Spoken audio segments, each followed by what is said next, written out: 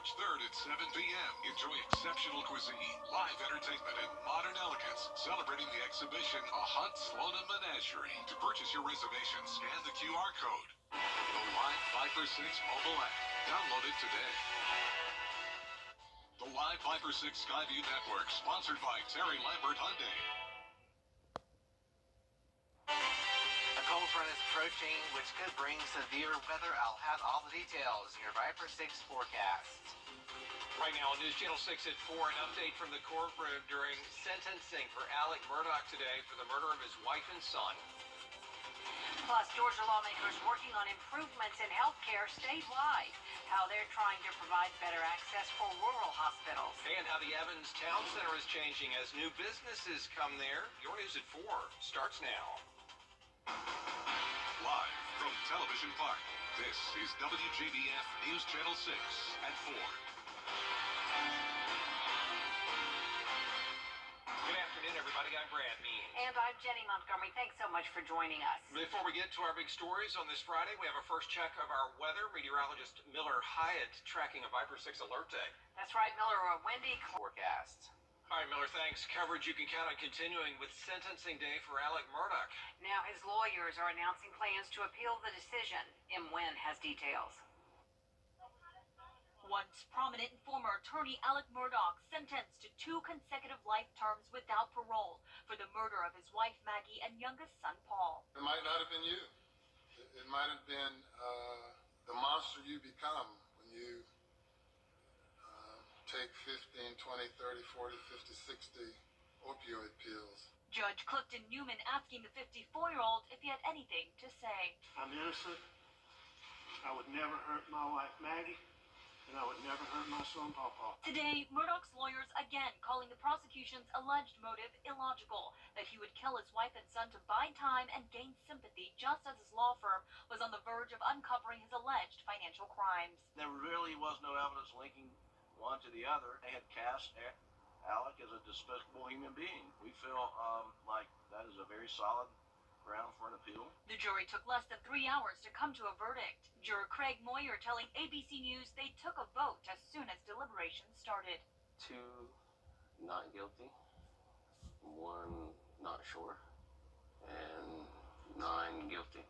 Moyer saying it took about 45 minutes for everyone to get on the same page. Now, Murdaugh faces nearly 100 other charges for his alleged financial crimes. Attorney Justin Bamberg, representing several of Murdaugh's alleged financial victims, telling us, the goal is not just to put Alec in prison for life. The goal is to bring justice to the victims of his crimes. Murdaugh's lawyers say they will file a notice of intention to appeal the guilty verdict within the next 10 days. M. Wynn, ABC News, Walterboro.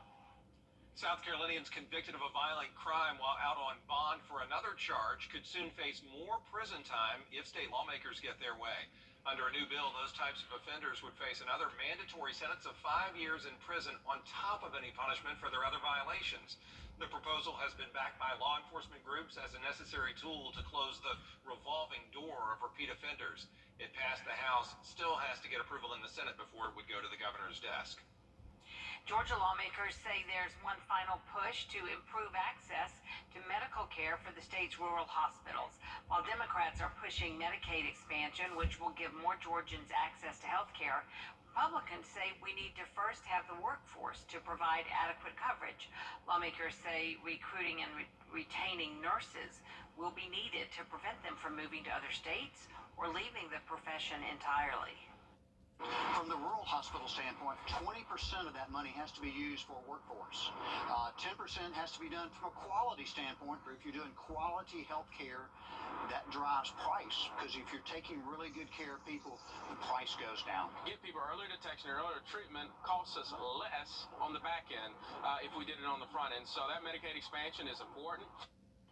Atlanta-based Ameris Bank is donating $2 million to support 15 rural Georgia hospitals as part of Senate Bill 258, Georgia's Rural Hospital Tax Credit.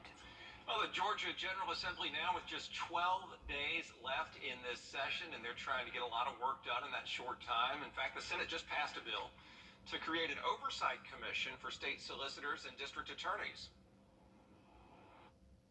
and I think it was well needed. We found one part of the criminal justice system that lacked oversight.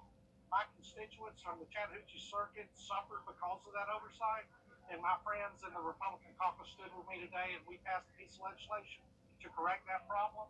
And these are one of those rare days that you realize you solve a real problem that's out there that's impacting the lives and safety of the communities that we serve. That bill now heads to the Georgia House.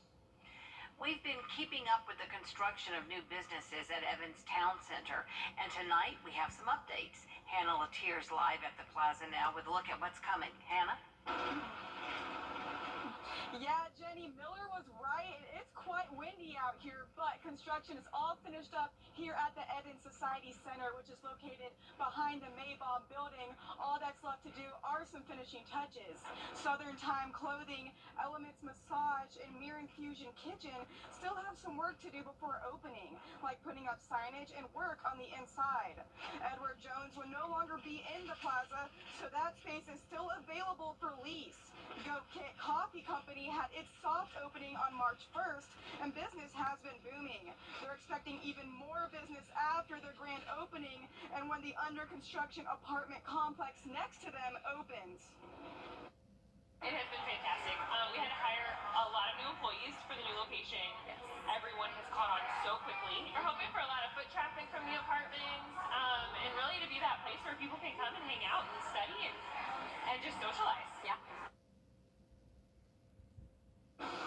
Goat Cake's grand opening will be on March 18th, and get this, they're going to have goat yoga and homemade desserts. The other businesses in the plaza should be open by summer. Live at Evans, Hannah Letier, WJBF News Channel 6.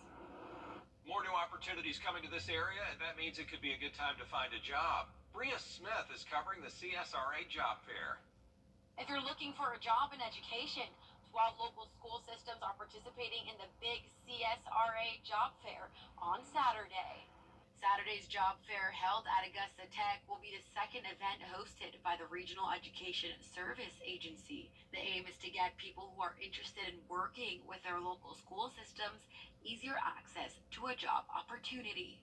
They'll be able to come in and directly go to tables where those districts that are participating, and again, those rural and Richmond and Columbia, so those suburban and urban districts will be there to meet with candidates. So they may be doing some, right there on the spot, trying to do some recruitment of those people, and they would be able to talk to them about vacancies that they have and availability. So the event will begin at 10 a.m. and run until 2 p.m. So if you are interested in the jobs that are being offered, all you have to do is show up. In Augusta, Bria Smith, WJBF News Channel 6. Coming up, Richmond County Board of Education holding meetings on a rezoning proposal. Yeah, a proposal that's going to affect 2 schools and lots of students. We'll have that story when we come back.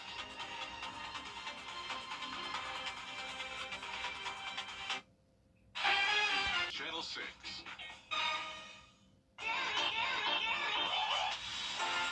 The Rooms to Go anniversary sale starts Saturday, and we're turning up the savings to a whole new level. With amazing sale prices on the hottest pieces and coolest packages store-wide. Now, who doesn't like the sound of that? Whether you shop online or in-store, make your move this month and celebrate in style. The Rooms to Go anniversary sale starts this Saturday. Montana and powered by the Eichholz Law Firm and Ramjack, the foundation repair experts. Hundreds of elementary school students in Richmond County may be headed to a new school next year, with 2 schools facing closures. The Richmond County School Board looking to close Terrace Manor and Willis Foreman Elementary. That means lots of students will be rezoned. Nikita Dennis has details.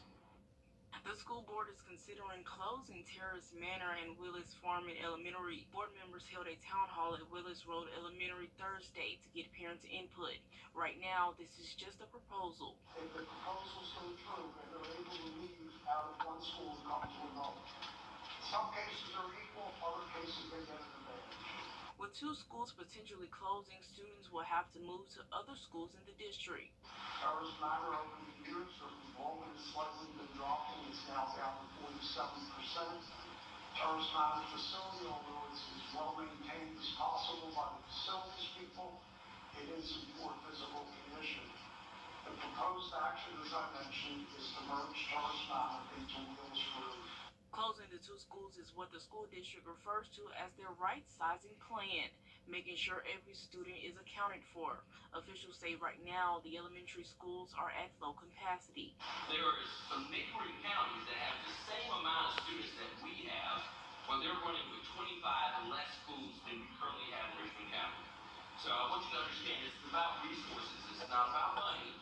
Ben Starks with Richmond County School System Facility Services says that this is a solution. In order to optimize our resources, we have, which you'll hear later on, you have an optimized size of elementary schools and optimized size of middle schools in order to create funding and things to run optimally. Now, this is just a proposed plan. They're going to have other town hall meetings this month, but if approved by the board after input from parents, they will move forward. Coming up, we have another look at the weather forecast with Miller on this Viper 6 Alert Day. Plus, how a mother of a military soldier is asking lawmakers to pass legislation for more medical accountability in the military after the death of her son. The story after the break.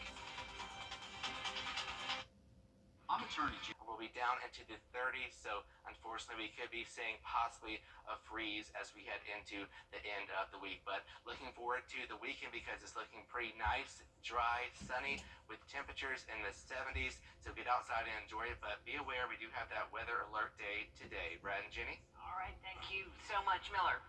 The mother of a Fort Hood soldier who died unexpectedly while sleeping in his barracks is on Capitol Hill this week. Yeah, she says her son's death was preventable and she wants lawmakers to take action, as Anna Warnicki reports. Margie Taylor spent the week walking the halls of Congress, telling lawmakers about her son, Joey. I'm a Gold Star mom, and I'm going to do whatever I can to prevent a Blue Star mom from turning gold. Taylor's son, Army Specialist Joey Lenz, went to sleep in his barracks at Fort Hood Army Base 13 months ago and never woke up. I said, something's wrong with this. I just talked to him at 9:30 at night, January 31st. He didn't just die. Taylor says when he died, her son was taking several medications prescribed to him by military doctors. But she says that was a mistake because some of those medications shouldn't be given to someone with the heart condition documented in her son's medical records. Like in civilian life, you would do blood tests before you get pharmaceuticals because that makes you accountable, right? Taylor is pushing for a bill that would require more extensive annual physicals for service members, including EKGs, neurological tests, and blood work.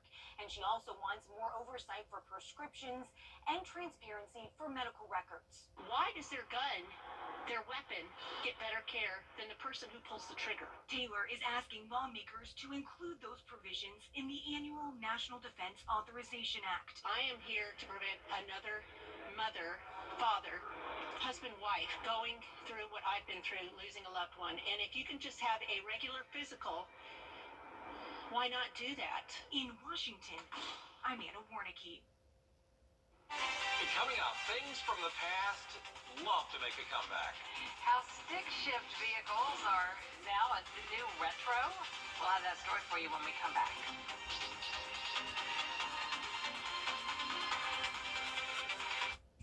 First thing you do after...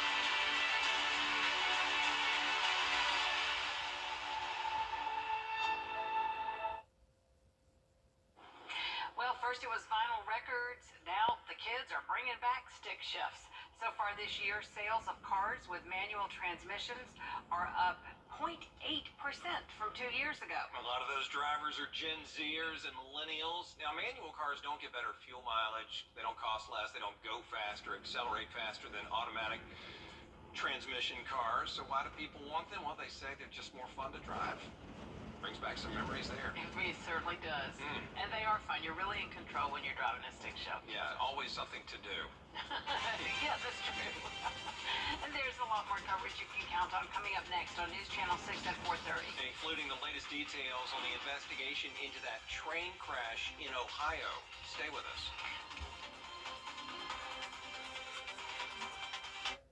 What's that? The boat from Bojangles. The same bold flavor as their chicken? The same. The Bojangles back. Order in the app to hook one while you can. It's Bojangles.